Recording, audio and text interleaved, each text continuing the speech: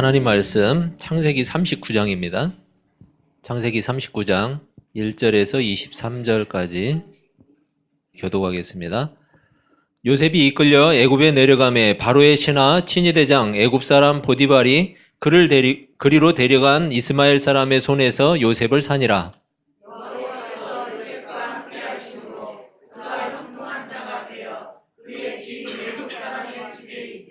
그의 주인이 여호와께서 그와 함께 하심을 보며 또 여호와께서 그의 범사에 형통하게 하심을 보았더라.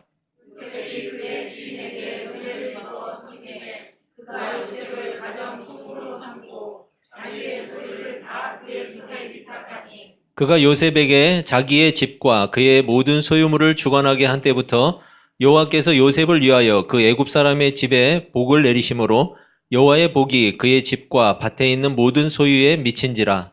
주인이 그의 소유를 다 요셉의 손에 위탁하고 자기가 먹는 음식 외에는 간섭하지 아니하였더라. 요셉은 용모가 빼어나고 아름다웠더라. 그 후에 그의 주인의 아내가 요셉에게 눈짓하다가 동침하기를 청하니 요셉이 거절하며 자기 주인의 아내에게 이르되 내 주인이 집안의 모든 소유를 간섭하지 아니하고 다 내 손에 위탁하였으니 이 집에는 나보다 큰 이가 없으며 주인이 아무것도 내게 금하지 아니하였어도 금한 것은 당신뿐이니 당신은 그의 아내임이라. 그런즉 내가 어찌 이 큰 악을 행하여 하나님께 죄를 지으리이까. 여인이 날마다 요셉에게 청하였으나 요셉이 듣지 아니하여 동침하지 아니할 뿐더러 함께 있지도 아니하니라. 그러할 때에 요셉이 그의 일을 하러 그 집에 들어갔더니 그 집 사람들은 하나도 거기에 없었더라. 그 여인이 그의 옷을 잡고 이르되 나와 동침하자. 그러나 요셉이 자기의 옷을 그 여인의 손에 버려두고 밖으로 나가매 그 여인이 요셉이 그의 옷을 자기 손에 버려두고 도망하여 나감을 보고 그 여인의 집 사람들을 불러서 그들에게 이르되 보라, 주인이 히브리 사람을 우리에게 데려다가 우리를 희롱하게 하는도다. 그가 나와 동침하고자 내게로 들어오므로 내가 크게 소리 질렀더니 그가 나의 소리질러 부름을 듣고 그의 옷을 내게 버려두고 도망하여 나갔느니라 하고 그의 옷을 곁에 두고 자기 주인이 집으로 돌아오기를 기다려 이 말로 그에게 이르되 당신이 우리에게 데려온 히브리 종이 나를 희롱하려고 내게로 들어왔으므로 내가 소리질러 불렀더니 그가 그의 옷을 내게 버려두고 밖으로 도망하여 나가니이다. 그의 주인이 자기 아내가 자기에게 이르기를 당신의 종이 내게 이같이 행하였다 하는 말을 듣고 심히 노한지라. 이에 요셉의 주인이 그를 잡아 오게 하니 그 옥은 왕의 질서를 다투는 곳이었더라. 요셉이 옥에 갇혔으나 여호와께서 요셉과 함께 하시고 그에게 인자를 더하사 간수장에게 은혜를 받게 하시매 간수장이 옥중 죄수를 다 요셉의 손에 맡기므로 그 재반 사물을 요셉이 처리하고 같이 읽습니다. 간수장은 그의 손에 맡긴 것을 무엇이든지 살펴보지 아니하였으니 이는 여호와께서 요셉과 함께 하심이라. 여호와께서 그를 범사에 형통하게 하셨더라. 아멘. 여러분 반갑습니다. 네, 한 주 동안 잘 지내셨죠? 예, 같이 인사 한번 하세요. 예, 뒤도 보시고, 예.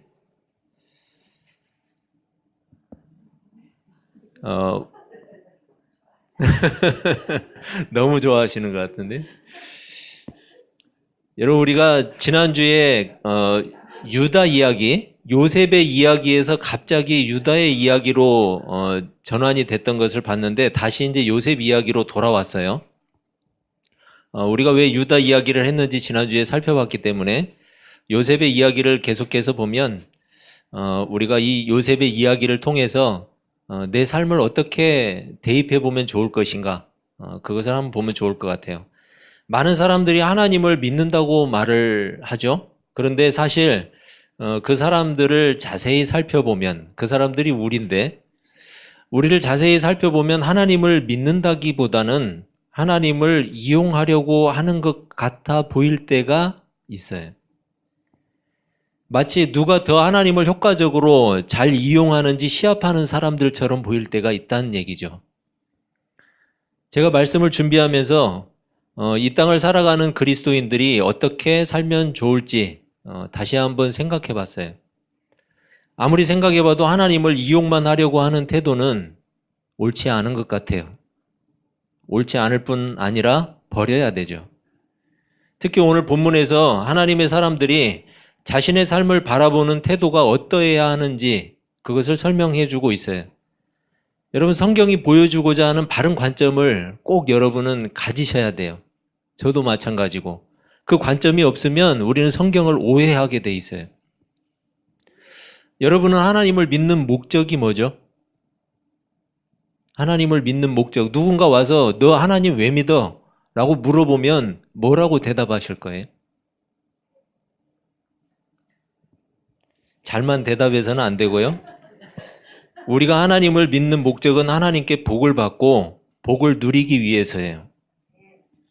그리고 그렇게 하나님이 주시는 복을 받고 그 복을 누리는 사람을 우리는 형통한 사람이라고 이야기를 해요. 여러분 하나님 믿으시죠?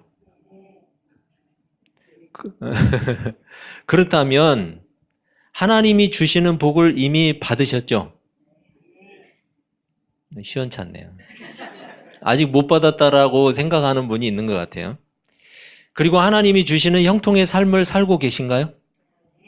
예.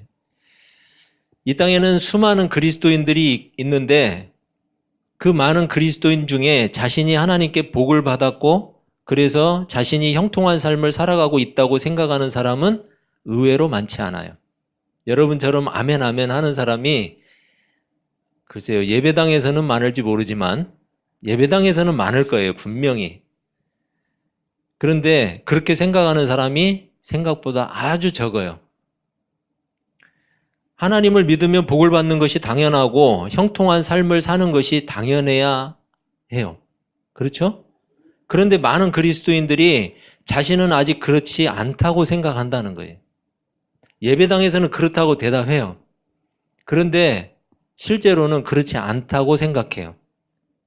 이유는 간단해요. 자신은 아직 충분히 누리지 못한다는 거예요. 자신은 아직 충분하게 가지지 못했다는 거예요.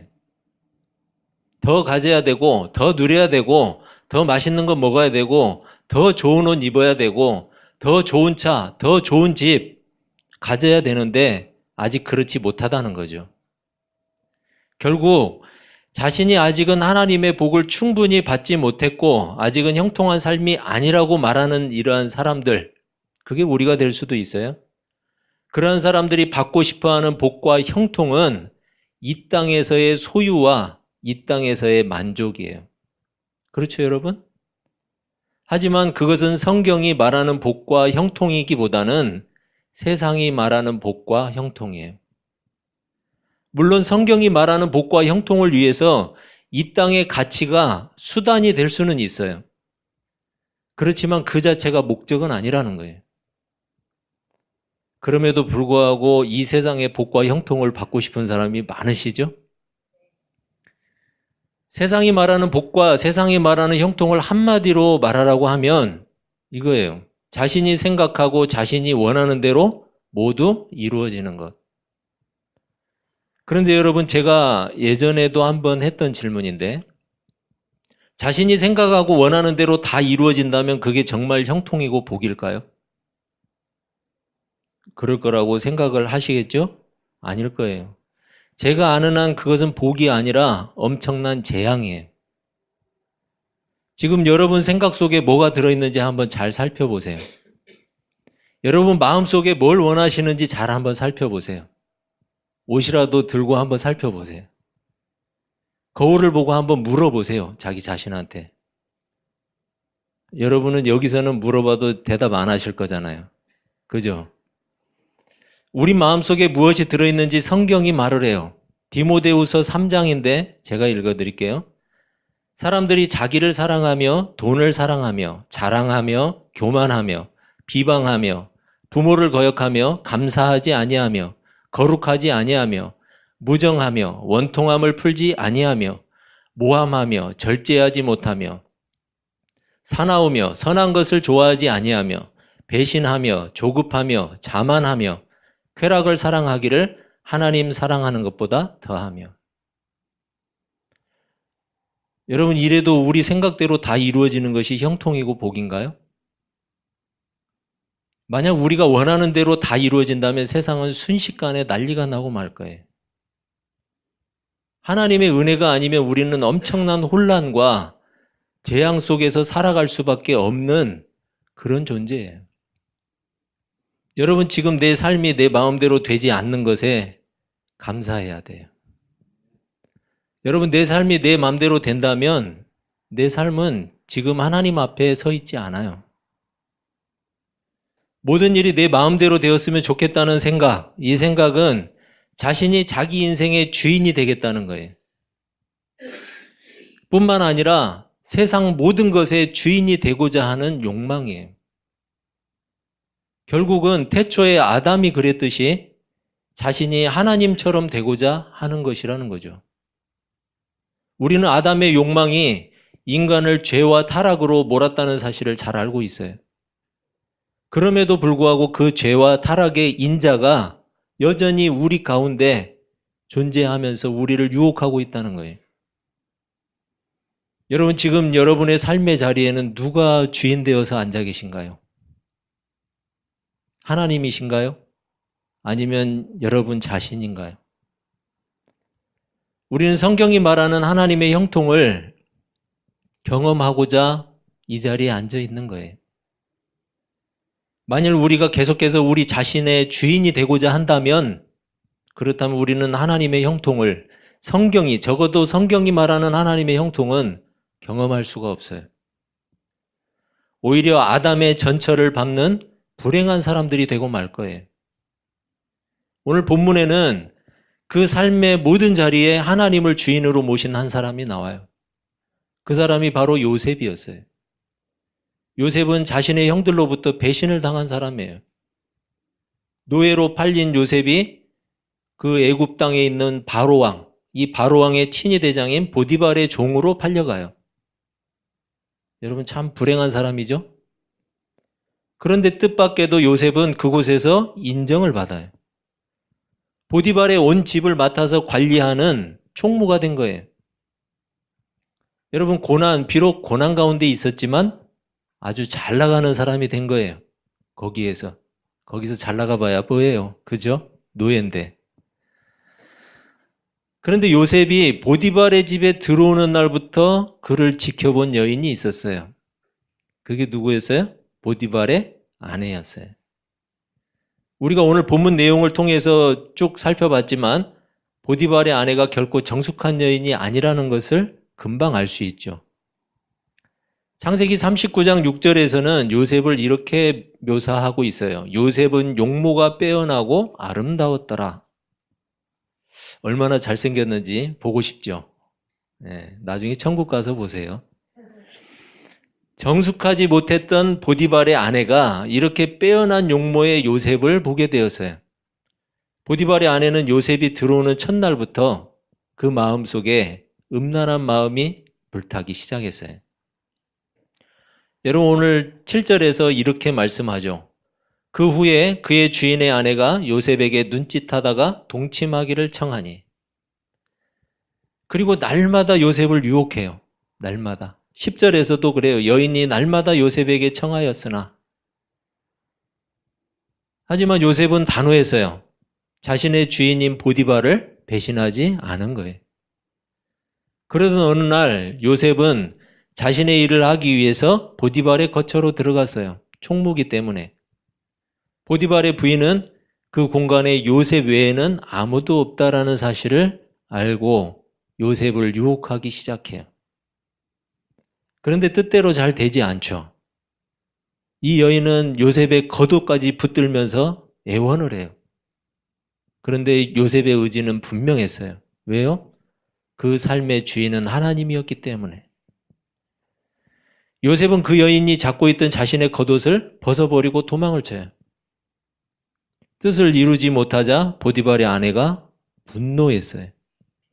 그래서 누명을 씌웠죠. 요셉을 누명을 씌워서 옥에 가두고 말았어요.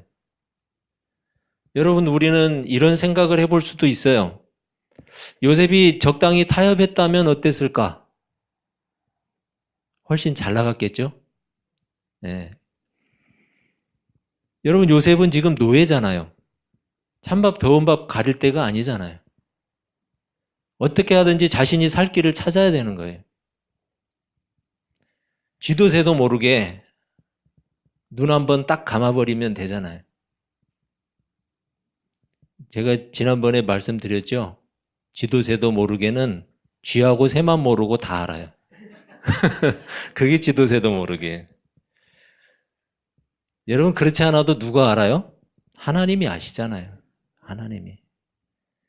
대부분의 보통 사람이라면 타협해버리고 편하게 살고 싶은 유혹이 있을 수도 있어요. 여러분 실제로 지금 우리 사회를 한번 보세요. 얼마나 많은 불의한 타협이 있어요. 불의와 타협하잖아요. 자기한테 이익만 되면. 그리고 얼마나 많은 비리로 가득해요. 자기한테 이익만 되면 뭐라도 하잖아요. 여러분 그런 사람이 이런 상황에서 요셉의 상황이 됐다고 하면 타협하지 말란 법이 있어요? 요셉은 오직 자신의 주인이 하나님이라는 사실을 삶으로 보여준 사람이에요. 그래서 9절에 이렇게 고백을 해요. 내가 어찌 이 큰 악을 행하여 하나님께 죄를 지으리이까? 여러분 하나님이 이런 사람한테 복을 안 주면 누구한테 주겠어요? 그죠? 요셉은 이렇게 하나님 앞에 정직한 사람이었어요. 하나님께도 사람에게도 절대 배신하지 않는 그런 신실한 사람이었어요. 그런데 이 삶이 어때요? 형들한테 배신을 당하고 노예로 팔리고 그것도 모자라서 이제 억울한 누명까지 쓰고 감옥에까지 들어갔어요. 여러분 좀 착하게 살고 정직하게 살면 잘 돼야 되는데 한마디로 요셉은 철저하게 버림받은 인생이었고 꼬여도 보통 꼬인 인생이 아니었어요. 완전히 꽈배기처럼 꼬인 인생이었어요. 그런데 이런 불행한 상황에 처한 요셉을 향해서 성경이 하는 이야기를 보세요. 2절을 보세요. 오늘 본문. 여호와께서 요셉과 함께 하심으로 그가 형통한 자가 돼요. 23절. 여호와께서 요셉과 함께 하심이라 여호와께서 그를 범사에 형통하게 하셨더라. 여러분 하나님이 지금 뭐라고 하죠? 요셉을 보고 형통하다고 이야기하고 있어요. 정말 너무하는 거 아니에요? 말도 안 되잖아요. 여러분 우리는 물론 성경을 다 알기 때문에 요셉이 13년 후면 애굽의 총리가 된다는 사실을 우리는 알고 있어요. 그렇지만 요셉이 지금 알고 있어요? 자기가 총리가 된다는 사실을 알지 못해요. 자기 앞날, 하루 앞날도 몰라요. 단 1시간 뒤도 몰라요. 그런 사람에게 지금 이렇게 억울한 일을 당한 사람에게 너는 형통하고 있어 라고 말하면 여러분 같으면 이해가 되겠어요?